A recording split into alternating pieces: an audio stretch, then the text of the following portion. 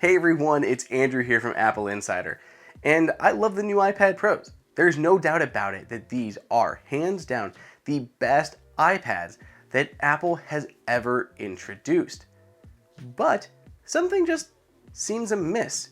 If we take a look at the features that Apple included in the updated iPad Pros, as well as the features they chose not to include, and the recent rumors that went up to launch and after launch, it paints a clear picture that this may not be the iPad Pro that Apple wanted to launch.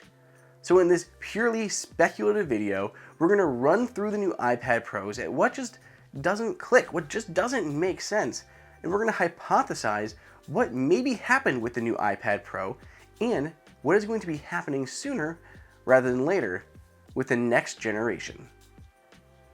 The new iPad Pros have a good set of new features, but considering the roughly 17-month development cycle from the November release of the 2018 model and the March release of the 2020 model, the upgrades seem a little lackluster and definitely leave a little to be desired.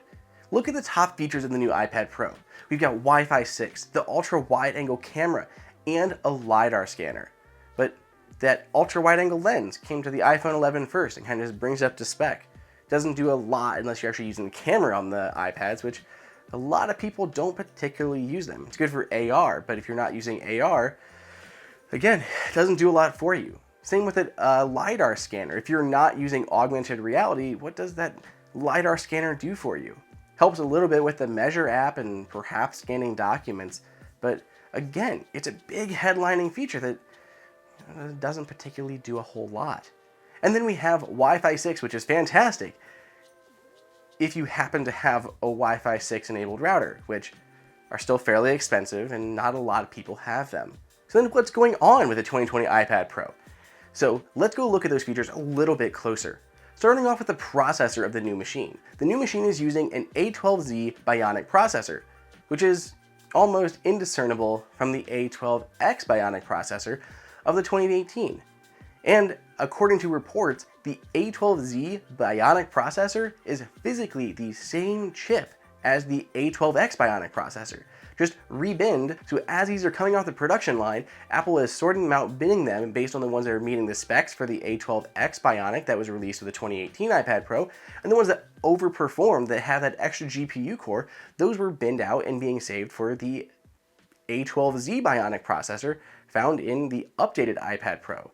Now, when you actually look at the performance, Geekbench results are exactly the same as far as CPU, and the GPU just has a small improvement. So Apple, after 17 months, didn't include an updated processor. No A13X Bionic processor or anything. So with the new ones, you're getting almost the same exact performance. For a 17-month span, that is just crazy for Apple not to include a beefier processor for its Pro high-end tablet. Now let's talk about that camera update. The new iPads received a brand new camera bump that looks somewhat familiar. It looks very similar to the camera bump on the updated iPhone 11, iPhone 11 Pro, and iPhone 11 Pro Max, just depending on which model you picked up. On there is the wide-angle lens and the new ultra-wide-angle lens. But something again seems amiss. See, the iPhone 11 happens to also have a wide-angle and ultra-wide-angle lens, and yet it is able to take portrait mode shots. Uses both those cameras to create a depth-based image and give you that portrait mode effect, separating out your subject from the background. It works very well, and you'd think with two lenses on the back of the 2020 iPad Pros, Apple would be able to do something similar. And yet, portrait modes are nowhere to be found on the new iPads, unless you're using that front-facing selfie camera. But around back, where there are two new cameras, you would think that would be included. And furthermore, Apple has an opportunity with that LiDAR sensor. Using the LiDAR scanner, it's able to create a better depth map than ever, which would theoretically allow you to take better portrait mode shots than ever, better than what we have on the iPhone line. And yet again, Apple does not have any portrait mode style effects for the updated iPad. Now let's talk about the curious case of the missing U1 chip. Prior to launch, code was leaked that revealed, supposedly, that the updated iPad Pro in fact had the ultra-wideband chip, Apple's U1 chip. And when the iPad Pros launched, AppleInsider was immediately skeptical that that feature was included at all. As a refresher, the U1 chip is Apple's own creation that's basically used to determine an object's precise location. Great for object trackers, or as Apple is using it on the iPhone 11 line to orientate and order and prioritize airdrop destinations. So if there are multiple iPhones in a room, you can look at a specific person's phone, it'll use that U1 chip to detect that phone is the nearest one, and it'll prioritize that in your list of airdrop destinations. So that's what Apple's using it for right now, but in the future it can do a whole lot more.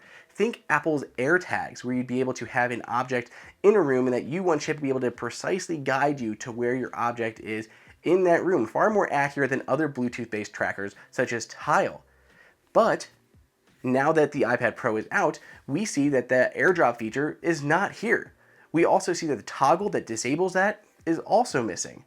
And further teardowns from iFixit revealed that there is no U1 chip to be found, and it was again confirmed by Daring Fireball's John Gruber, who a little birdie told him that yes, the U1 chip is not in the updated iPad Pro. There are a few reasons why that may be, and it's been speculated that it would require an updated processor to kind of connect in, or a redesigned logic board. But again, Apple had 17 months to design more if the production design started before the last iPad was released, and yet there is no U1 chip in here. Apple, of course, would redesign a logic board as it introduces a new product update. There's no problem with doing that. So why didn't Apple bother doing that to include that U1 chip? When Apple introduced the iPhone 11, they touted that U1 chip, saying it did all these great things and more features were going to come down the line, likely from its AirTags tracking devices and other features Apple may build in. Those features have yet to be realized, and Apple decided not to include that chip in their latest Pro tablet. It's very suspicious, to say the least. Then we have the LiDAR scanner. So the LiDAR scanner, like we mentioned before, has no really user-facing interface. You really just have the LiDAR scanner included on the back as far as hardware goes, but to take advantage of it, you need to rely on third-party apps. When iPad Pro launched, ARKit 3.5 hadn't even been released yet, which is what developers required to even start building it into their hardware or into their software. So especially even now, you're buying an iPad Pro, you take it out of the box and wow, there's a LiDAR scanner on there.